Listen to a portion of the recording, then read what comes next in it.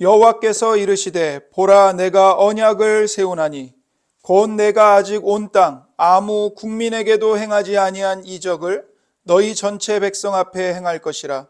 내가 머무는 나라 백성이 다 여호와의 행하심을 보리니 내가 너를 위하여 행할 일이 두려운 것임이니라. 너는 내가 오늘 내게 명령하는 것을 삼가 지키라. 보라 내가 내 앞에서 아모리 사람과 가나안 사람과 헷 사람과 브리스 사람과 히위 사람과 여부스 사람을 쫓아내리니 너는 스스로 삼가 내가 들어가는 땅의 주민과 언약을 세우지 말라. 그것이 너희에게 올무가 될까 하노라. 너희는 도리어 그들의 제단들을 헐고 그들의 주상을 깨뜨리고 그들의 아세라상을 찍을지어다. 너는 다른 신에게 절하지 말라. 여호와는 질투라. 이름하는 질투의 하나님이니라. 너는 삼가 그 땅의 주민과 언약을 세우지 말지니 이는 그들이 모든 신을 음란하게 섬기며 그들의 신들에게 제물을 드리고 너를 청하면 내가 그 제물을 먹을까 함이며 또 내가 그들의 딸들을 내 아들들의 아내로 삼음으로 그들의 딸들이 그들의 신들을 음란하게 섬기며 내 아들에게 그들의 신들을 음란하게 섬기게 할까 함이니라. 너는 신상들을 부어 만들지 말지니라. 아멘. 이는 살아계신 하나님의 말씀입니다. 오늘도 우리에게 말씀하시는 하나님께 감사합니다. 본문은 모세의 기도에 대한 하나님의 응답입니다. 우리가 지난 시간에 출애굽기 34장 8절과 9절에서 모세가 하나님의 영광을 보고 난 다음에 급히 땅에 엎드려 경배하면서 이렇게 기도하고 간청했습니다. 이르되 주여 내가 주께 은총을 입었거든 원하건대 주는 우리와 동행하옵소서. 이는 목이 뻣뻣한 백성이니이다. 우리의 악과 죄를 사하시고 우리를 주의 기업으로 삼으소서. 8절과 9절에서 모세가 그렇게 간청을 했죠. 기도했죠.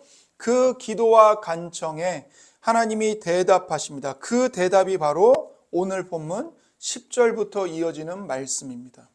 하나님의 대답은 보라는 말로 시작합니다. 우리 10절을 읽어보겠습니다. 여호와께서 이르시되 보라 내가 언약을 세우나니. 여기 하나님이 가장 먼저 보라는 말로 시작을 하시죠. 이 보라는 말은 중대한 발표를 하기 위해서 주의를 집중시키는 선언입니다. 보라 내가 언약을 세우나니. 이것은 너무나 놀라운 선언입니다. 앞에서 하나님과 이스라엘이 맺었던 언약이 이스라엘의 우상 숭배로 말미암아 깨트려져 버렸습니다. 이스라엘이 언약을 깨트려 버렸어요. 그런데 하나님께서는 그들과 다시 언약을 세우시겠다고 말씀하십니다. 그래서 이 말씀은 모세의 기도를 받으시고 간청을 허락하신다는 뜻인 거죠. 그래서 이스라엘을 하나님의 소유, 하나님의 기업, 하나님의 백성으로 다시 삼으시겠다는 겁니다. 그러기 위해서는 반드시 뭐가 회복이 되어야 됩니까? 깨뜨려진 언약이 다시 세워져야 하는 것입니다. 그래서 언약의 회복을 위해서 출애굽기 34장 1절과 2절에서 하나님이 모세에게 이렇게 말씀하십니다. 여호와께서 모세에게 이르시되 너는 돌판 둘을 처음 것과 같이 다듬어 만들라. 내가 깨뜨린 처음 판에 있던 말을 내가 그 판에 쓰리니 아침까지 준비하고 아침에 시내산에 올라와 산 꼭대기에서 내게 보이되. 그러니까 34장을 처음 시작할 때부터 하나님께서는 모세에게 너는 돌판 2개를 처음 것과 같이 다듬어서 만들라고 말씀을 하신 겁니다. 그 이유가 뭐예요? 이스라엘과 언약을 다시 세우시기 위함인 거죠. 맺으시기 위함인 겁니다. 그래서 출애굽기 34장 27절에서 이렇게 말하죠. 여호와께서 모세에게 이르시되 너는 이 말들을 기록하라. 내가 이 말들의 뜻대로 너와 이스라엘과 언약을 세웠음이니라 하시니라. 34장에 있는 모든 말씀을 통해서 뭘 하신다고요? 너와 이스라엘과 하나님께서 언약을 세웠음이니라. 즉 하나님이 하시는 이 모든 말씀과 행위는 다 무엇을 위한 것입니까? 이스라엘이 깨뜨려버린 언약을 하나님이 다시 세우시기 위함인 겁니다. 그래서 출애굽기 34장 28절에서 한 번 더 반복합니다. 모세가 여호와와 함께 40일 40야를 거기 있으면서 떡도 먹지 아니하였고 물도 마시지 아니하였으며 여호와께서는 언약의 말씀 곧 십계명을 그 판들에 기록하셨더라.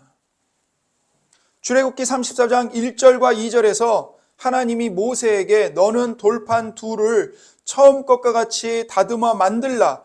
네가 깨뜨린 처음 판에 있던 말을 내가 그 판에 쓰겠다. 다시 쓰겠다. 하나님이 말씀하셨는데 뭘 쓰시겠다는 겁니까? 바로 언약의 말씀. 곧 십계명을 그 판들에 기록하셨더라. 이렇게 말합니다.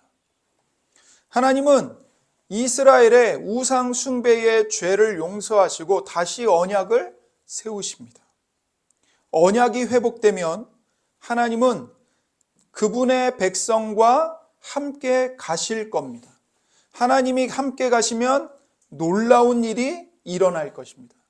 그래서 출애굽기 34장 10절에 곧 내가 아직 온 땅 아무 국민에게도 행하지 아니한 이적을 너희 전체 백성 앞에 행할 것이라 이렇게 말씀하시죠.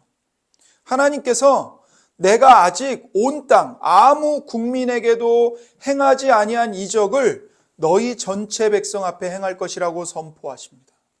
이적을 행한다는 것은 기이한 일, 매우 놀라운 일, 굉장한 일을 행하시겠다는 거예요. 행하지 아니한 이렇게 말하죠. 행하지 아니한 이 말은 히브리어 동사인 바라가 사용된 말입니다. 바라는요 특별한 히브리어예요. 왜냐하면 바라는 창세기 1장과 2장에서 천지창조에서 사용된 단어입니다. 천지창조에서 하나님이 온 우주 만유를 창조하실 때 그 하나님이 창조하셨다는 말을 바라로 썼어요. 바라. 그래서 성경에서 바라는 오로지 하나님께만 쓰입니다. 하나님께서 행하시는 특별한 일을 표현할 때만 사용되는 단어입니다. 그래서 바라의 주어는 항상 하나님입니다. 그래서 사람이 무슨 일을 행할 때는 절대로 바라를 쓰지 않아요. 성경에서. 바라는 오직 누구에게만 써요? 하나님께만 쓰는 거예요. 하나님이 행하실 때만. 그래서 이 문장을 다시 번역하면 다음과 같아요.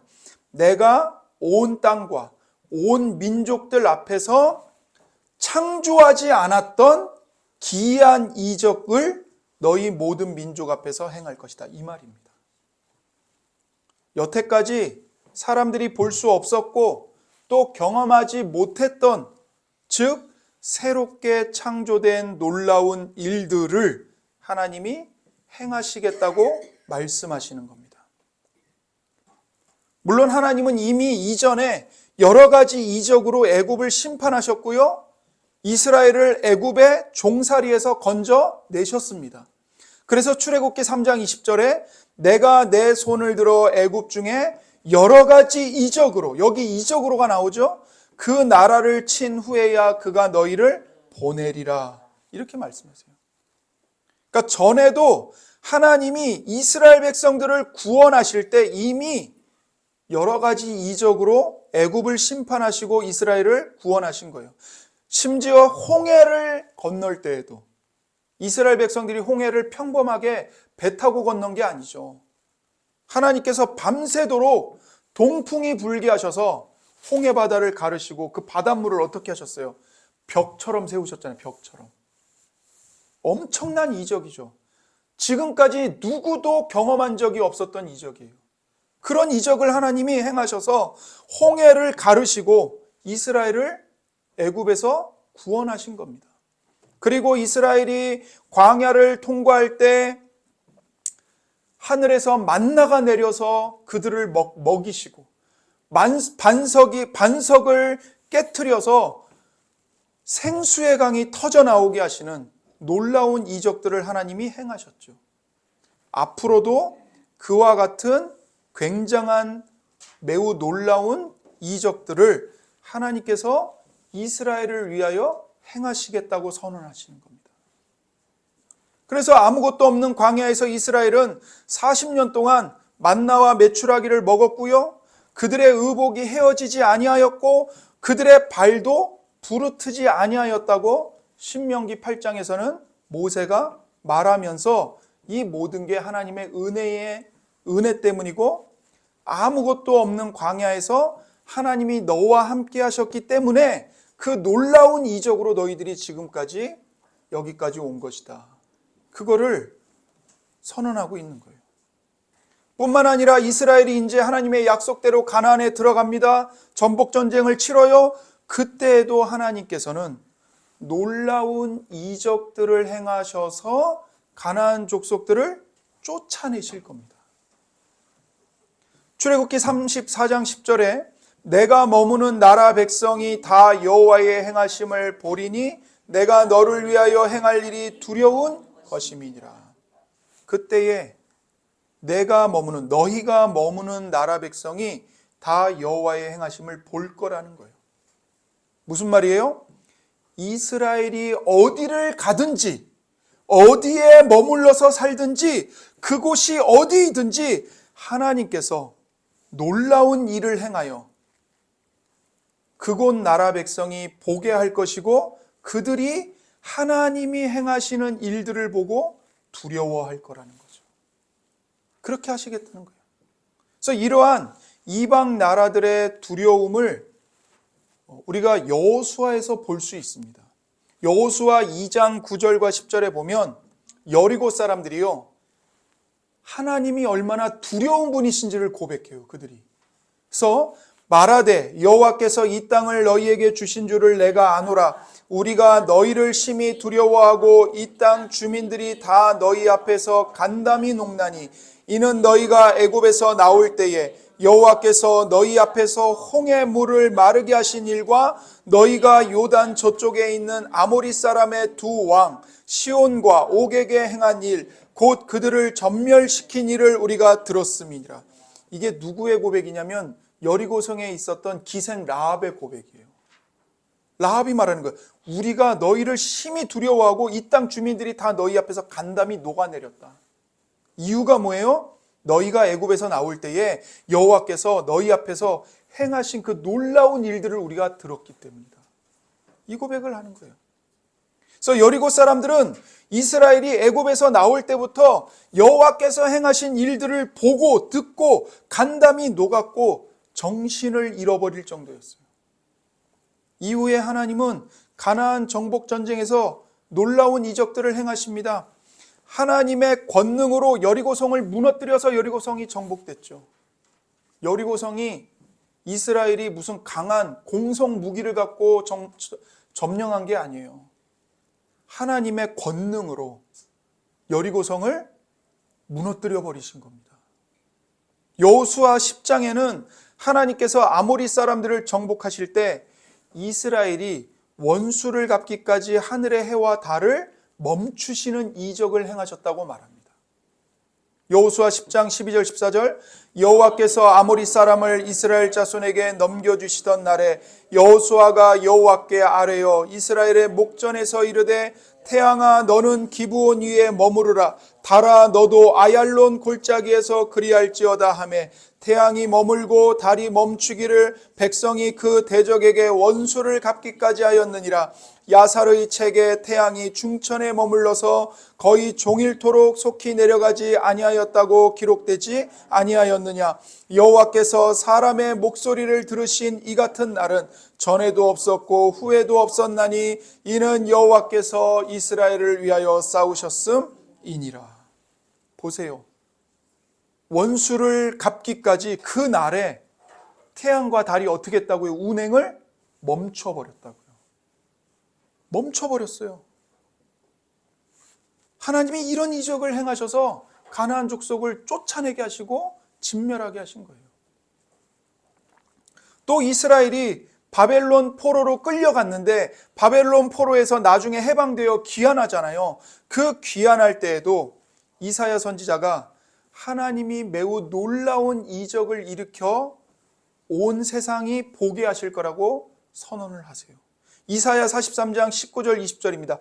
보라, 내가 새 일을 행하리니 이제 나타낼 것이라. 너희가 그것을 알지 못하겠느냐?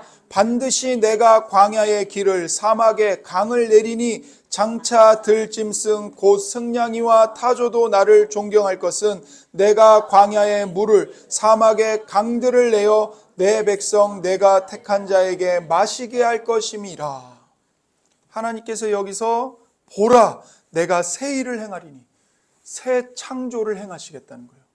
새 구원을 행하시겠다는 거예요. 그래서 뭘 하세요? 반드시 내가 광야에 길을 내고 사막에 강이 흐르게 하겠다. 그래서 장차 들짐승들 곧 승냥이와 타조도 하나님을 존경하게 될 거다. 광야에 하나님이 물을 낼 것이고 사막에 강들을 내어서 내 백성, 내가 택한 자들이 마시게 할 것이다. 이 말씀을 하신 거예요.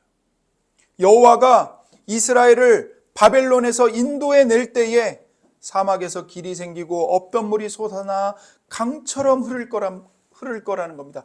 이것을 보는 들짐승들이 여호와를 존경하게 될 거라고요. 하나님께서 이스라엘을 위해 모든 민족들 가운데서 이런 놀라운 이적들을 행하시는 이유가 무엇입니까?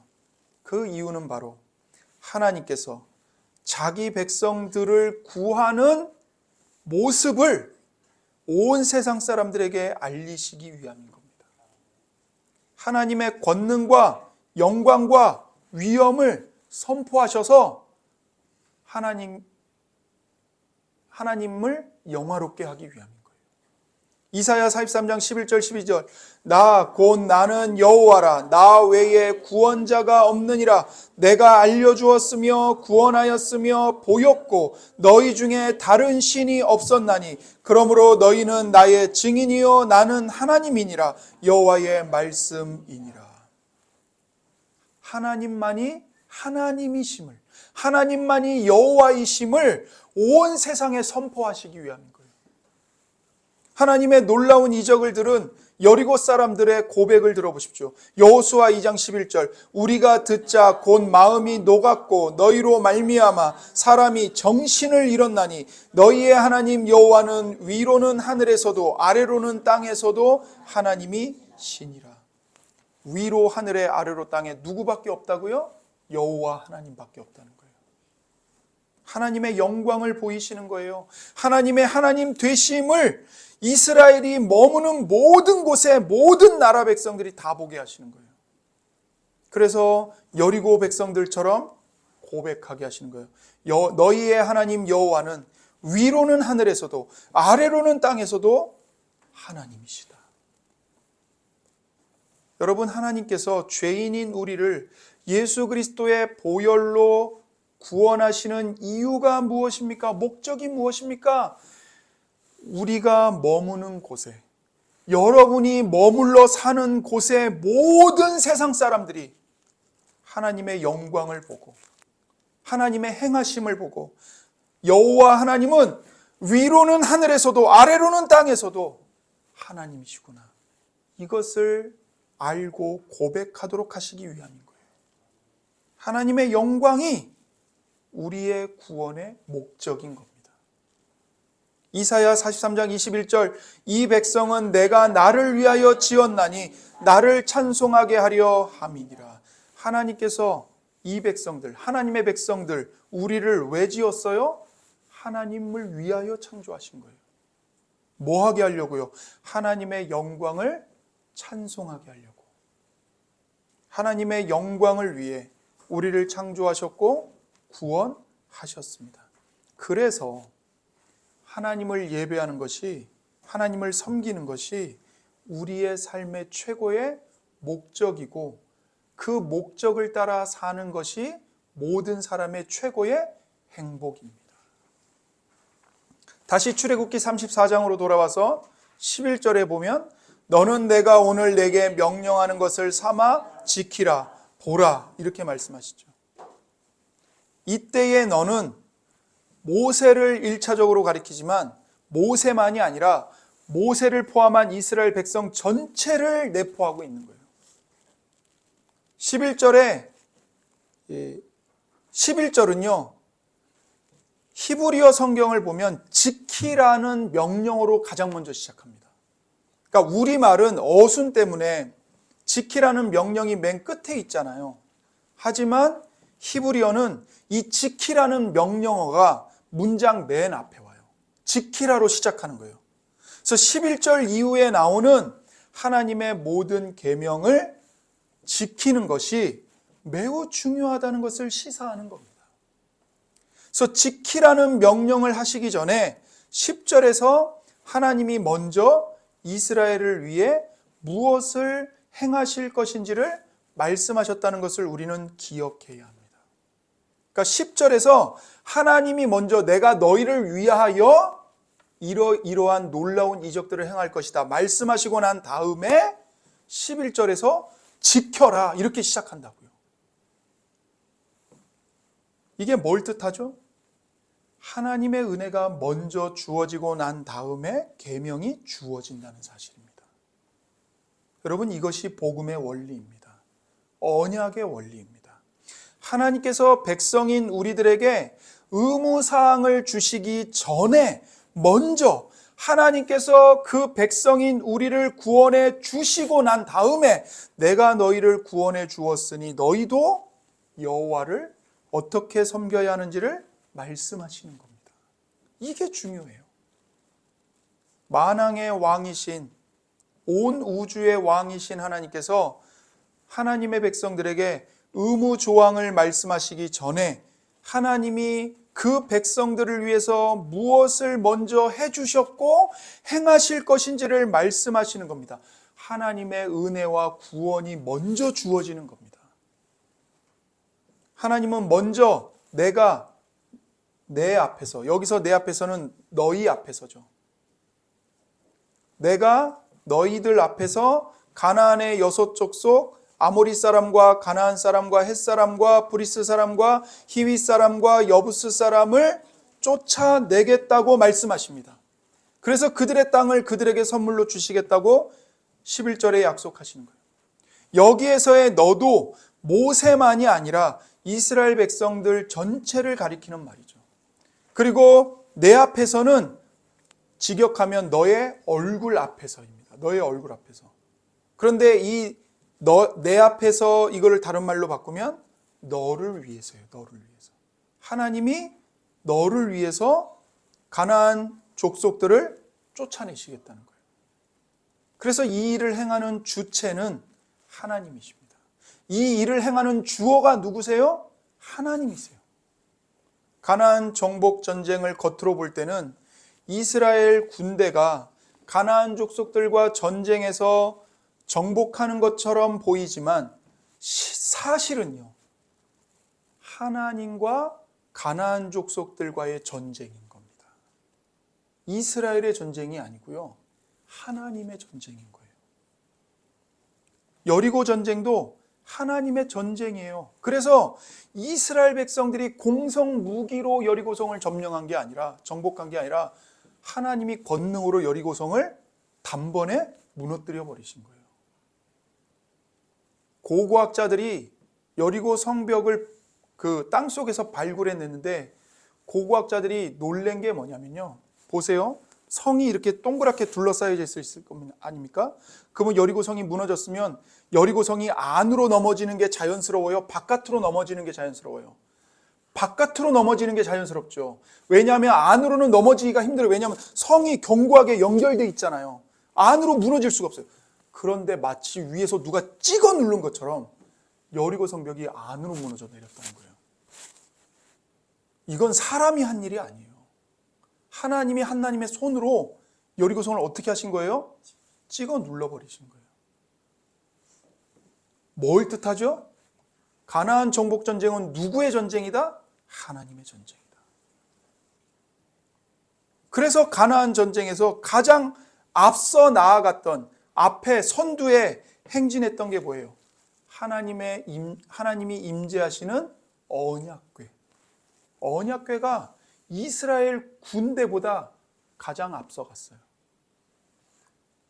여러분, 기브온 전쟁도 하나님의 전쟁이었습니다. 여호수아 10장 14절에 여호와께서 사람의 목소리를 들으신 이 같은 날은 전에도 없었고 후에도 없었나니 이는 여호와께서 이스라엘을 위하여 싸우셨음이니라. 여호와께서 이스라엘을 위하여 싸우셨다는 거예요. 여호수아 23장 3절 너희의 하나님 여호와께서 너희를 위하여 이 모든 나라에 행하시는 일을 너희가 다 보았거니와 너희의 하나님 여호와 그는 너희를 위하여 싸우신 이신이라. 가나안 족속들을 내쫓고 그 땅을 이스라엘에게 주시기 위해 이스라엘을 위해 싸우신 분이 누구십니까? 그들의 하나님 여호와이십니다. 그리고 이것은 이미 아브라함에게 주셨던 언약을 성취하시는 것이었습니다. 창세기 15장 18절 그날에 여호와께서 아브라함과 더불어 언약을 세워 이르시되 내가 이 땅을 애굽 강에서부터 그 큰 강 유브라데까지 내 자손에게 주노니 곧 겐잭 속과 그니스 족속과 감몬 족속과 헷적 속과 브리스 족속과 르바 족속과 아모리 족속과 가나안 족속과 기르가스 족속과 여부스 족속의 땅이니라 하셨더라. 그러니까 이미 모세가 이스라엘 백성들이 살아있던 그 시기보다 훨씬 전에 약 450년 전에 이미 하나님이 그들의 조상인 아브라함에게 내가 그 땅을 너희들에게 주겠다. 그들을 내가 쫓아내겠다. 약속하신 거예요. 그래서 하나님은 아브라함과 이삭과 야곱에게 주신 그 언약을 기억하여서 그들을 애굽에서 구원해 내셨던 겁니다. 출애굽기 2장 24절 하나님이 그들의 고통 소리를 들으시고 하나님이 아브라함과 이삭과 야곱에게 세운 그의 언약을 기억하사 하나님이 이스라엘 자손을 돌보셨고 하나님이 그들을 기억하셨더라. 언약에 신실하신 하나님께서요 아브라함과 이삭과 야곱과 세운 언약을 기억하셔서 이스라엘 자손을 돌보시고 기억하셨다는 거예요. 그렇게 언약에 성실하신 하나님께서 이제 다시 이스라엘이 언약을 산산조각 내버렸었는데 이제 다시 그들과 언약을 새롭게 세우시고 그 약속을 완전하게 실행하시겠다고 선언하시는 겁니다. 얼마나 은혜와 자비가 인자와 성실함이 풍성하신 하나님이십니까? 하나님은 하나님께서 자기 백성을 위해 이 놀라운 일들을 해 주었으니 이제 그 백성도 하나님을 잘 섬기기 위해서 그들이 해야 할 의무를 다하라고 지시하시는 겁니다. 이스라엘이 하나님 앞에서 지켜 행해야 할 의무가 출애굽기 34장 12절부터 출애굽기 39장까지 쭉 이어지는 거예요. 그래서 은혜는 우리를 아무렇게나 살도록 내버려 두지 않습니다. 절대로 은혜는 우리를 그렇게 놔두지 않습니다.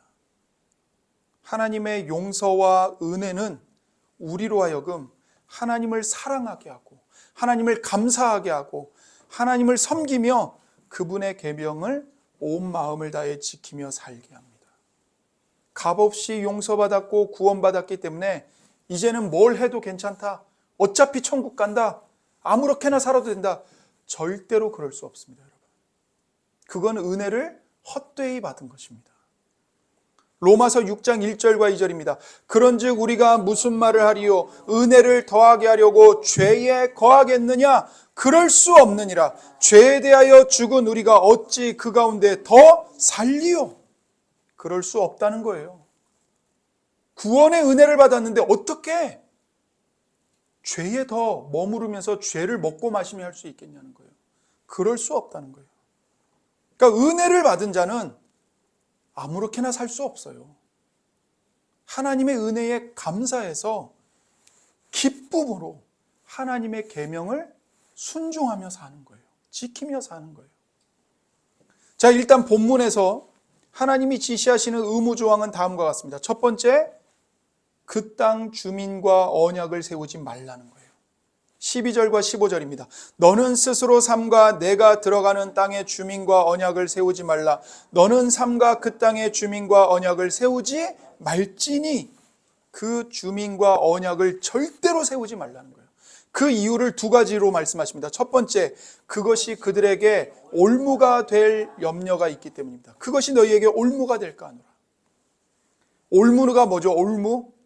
여러분, 연세가 있으신 분들은 그 산짐승을 사냥해 보신 적이 있으실 거예요. 미끼를 놓고 산짐승을 유혹하잖아요. 그 덫, 그 올가미, 그게 바로 올무예요. 이스라엘이 만약 가나안 족속들과 언약을 맺으면 그것이 이스라엘에게 덫이 되어서 그들을 사로잡을 거라는 거예요. 이스라엘이 가나안 족속에게 잡아 먹힐 거라는 거예요. 그래서 하나님은 가나안 족속들을 다 그 땅에서 쫓아내라고 명령하시는 겁니다. 언약을 맺는다는 것은 그 가나안 족속들과 신뢰관계를 맺고 함께 공존하는 것을 뜻하는 거예요. 그런데 이후에 이스라엘이 이 명령을 어기고 가나안 족속들과 하나가 되어서 이스라엘에 큰 환란이 닥칩니다. 사사기 2장에 너희는 이 땅의 주민과 언약을 맺지 말며 그들의 제단들을 헐라하였거늘 너희가 내 목소리를 듣지 아니하였으니 어찌하여 그리하였느냐. 그러므로 내가 또 말하기를 내가 그들을 너희 앞에서 쫓아내지 아니하리니 그들이 너희 옆구리에 가시가 될 것이며 그들의 신들이 너희에게 올무가 되리라 하였노라. 이스라엘이 가나안 땅에 들어가서 그들과 언약을 맺지 말라는 하나님의 말씀을 무시해버려요. 그리고는 같이 먹고 마셔요. 같이 살아요. 그러니까 어떻게 되는 거예요? 그들 옆구리에 가시처럼 되고 창처럼 되고 그들의 우상들이 이스라엘의 올가미, 올무, 덫이 돼버리는 거예요. 잡아먹히는 거예요. 그래서 두 번째 이유가 가나안 족속들의 우상을 이스라엘이 숭배할 가능성이 너무나도 많았기 때문이에요. 그래서 출애굽기 34장 15절에 이렇게 말씀하세요. 이는 그들이 모든 신을 음란하게 섬기며 그들의 신들에게 제물을 드리고 너를 청하면 내가 그 제물을 먹을까 함이며. 이런 위험성이 이스라엘 백성들에게 있었다는 거예요. 그러니까 가나안 족속들과 언약을 맺고 한편이 되고 평화롭게 같이 살면 결국 어떻게 돼요? 이방인들이 섬기는 우상 숭배에 그대로 따라가게 된다고요. 가나안 사람들은 거기서 농사를 지어야 되기 때문에 농사와 관련해서 철저하게 바알신을 섬겼어요. 왜냐하면 바알신이 번개와 구름과 비를 주관한다고 그들은 믿었거든요. 여기 15절에 음란하게 섬길 것이다 이렇게 말하죠. 15절만이 아니라 그 16절에도 음란하게 섬긴다는 말들이 무려 3번이나 반복돼요. 그들의 신들을 너희가 음란하게 섬길 것이다. 이 음란하게 섬긴다는 것은요, 간음하다, 매춘하다라는 뜻이에요. 이방 종교에서는 축제에 음행이 종교 의식으로 행해졌습니다. 따라서 그들과 언약을 맺고 그 종교 축제에 휩쓸리면 이스라엘도 음란한 종교 행위에 동참하게 되는 거예요. 이런 이유들 때문에 하나님은 가나안 족속들과 언약을 맺지 말고 쫓아내라고 말씀하시는 겁니다. 우상 숭배 자체가 영적인 음행이고 간음이기 때문에 그래요. 두 번째, 그들의 우상을 파괴하라는 겁니다. 13절, 너희는 도리어 그들의 제단들을 헐고 그들의 주상을 깨트리고 그들의 아세라상을 찍을지어다. 우상의 제단들을 헐어버려라. 그것들의 주상을 깨트려버려라. 아세라상을 찍어버려라. 우상을 하나도 남기지 말고 철저하게 다 부수라는 거죠. 세 번째, 다른 신을 섬기지 말라는 겁니다. 14절, 너는 다른 신에게 절하지 말라. 여호와는 질투라 이름하는 질투의 하나님이니라. 다른 신에게 절하지 말래요. 왜요? 여호와께서는 질투라고 이름하는 질투의 하나님이시기 때문이라는 겁니다. 아까 앞에서 우상 숭배가 영적 간음이라고 그랬잖아요. 왜 영적 간음입니까?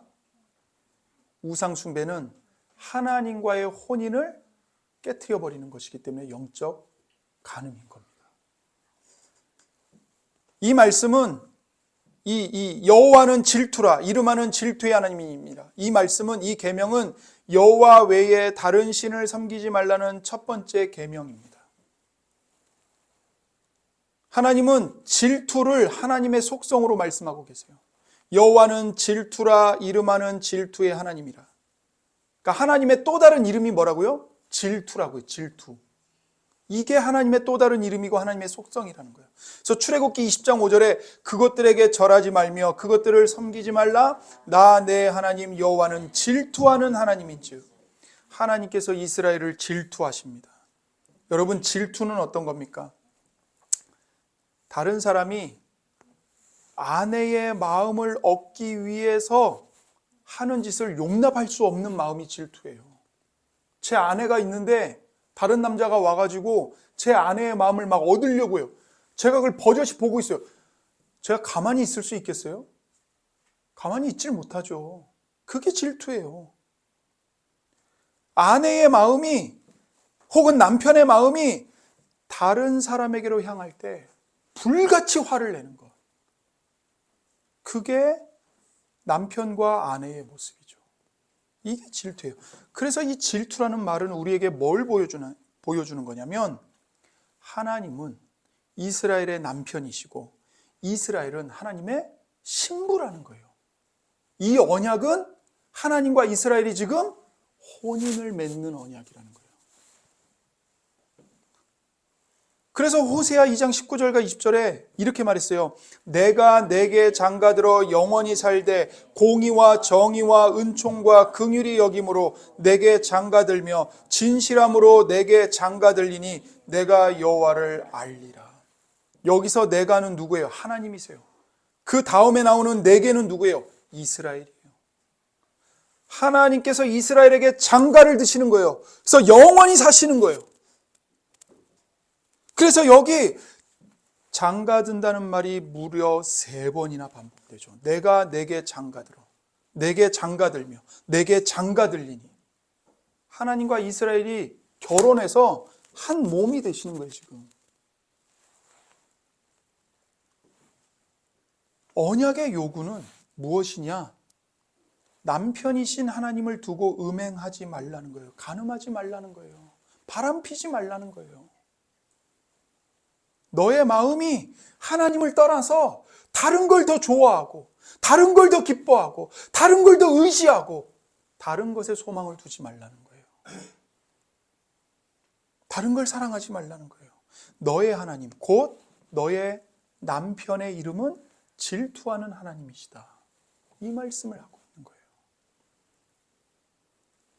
그래서 여러분, 우리가 언약의 요구를 지키는 건요, 절대로 무거운 게 아니에요. 무거운 게 아니에요. 하나님을 사랑하는 사람에게는 하나님이 나의 남편이시기 때문에 마땅히 기쁨과 감사함으로 언약의 계명을 준행하는 거예요. 그게 당연한 거예요. 그걸 힘들어, 하기 싫은데, 그러면 하나님을 사랑하는 마음이 없기 때문에 그게 무거운 짐으로 변해버리는 거예요. 그래서 하나님은 우리의 남편이시기 때문에 우상 숭배를 결코 용납하지 않으십니다. 그래서 하나님이 출애굽기 20장 5절에서 나 너의 하나님 여호와는 질투하는 하나님인즉이라고 말씀하시고, 그 다음에 5절에 이렇게 말씀하시는 거예요. 나를 미워하는 자의 죄를 갚되 아버지로부터 아들에게로 3, 4대까지 이르게 하거니와. 나를 미워하는 자의 죄를 갚겠다. 그러니까 여러분, 이걸 우리를 사랑하시는 하나님의 질투의 심정으로 이 말씀을 이해하면 이 말씀이 이해가 되는 거예요. 그 하나님의 질투하시기까지 우리를 사랑하시는 하나님의 마음을 모르면요, 이런 말씀을 읽으면 원망과 불평이 나오는 거죠. 하나님 왜 이렇게 무섭게 하세요? 근데 하나님이 질투하는 그 사랑을 알면요, 이 말씀이 눈물겹게 감사한 거예요. 아, 하나님이 나를 이렇게까지 사랑하시는구나. 네 번째, 이방 여인과 혼인하지 말라는 거예요. 출애굽기 34장 16절.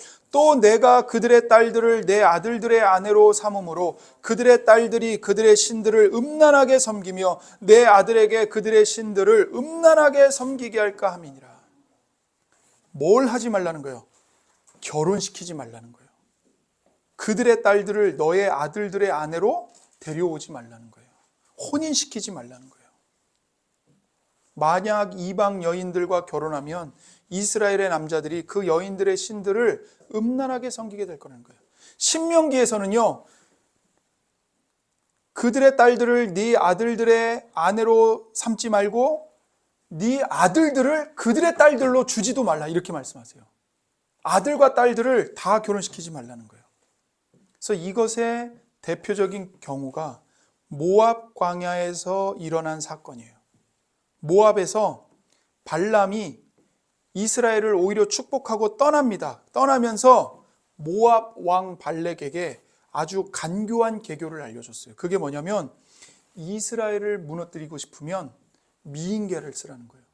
그래서 이스라엘로 하여금 모압 사람들이 섬기는 우상을 같이 숭배하게 하면 하나님이 이스라엘을 벌하여 이스라엘이 망하게 될 거라는 거예요. 거기에 이스라엘이 다 넘어가요. 민수기 24장에서요.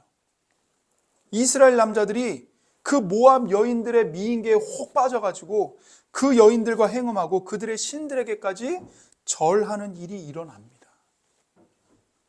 또 솔로몬 왕도 하나님의 사랑을 받은 왕이 솔로몬 같은 왕이 없었잖아요.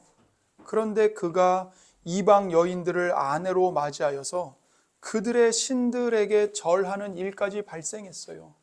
그래서 이스라엘이 둘로 쪼개져 버리죠. 북이스라엘의 오므리 왕이 시돈의 공주인 이세벨을 며느리로 맞이합니다. 그 결과 이스라엘이 바알 숭배에 깊이 빠지게 되었습니다. 그러니까 하나님은 언약에 그들의 딸들과 그들의 아들들과 절대로 혼인시키지 마라, 결혼하지 마라, 이 의무 조항을 넣어서 이런 불행을, 이런 타락을 미리 방지하셨던 겁니다. 다섯 번째, 신상을 만들지 말라는 거예요. 17절입니다. 너는 신상들을 부어 만들지 말지니라.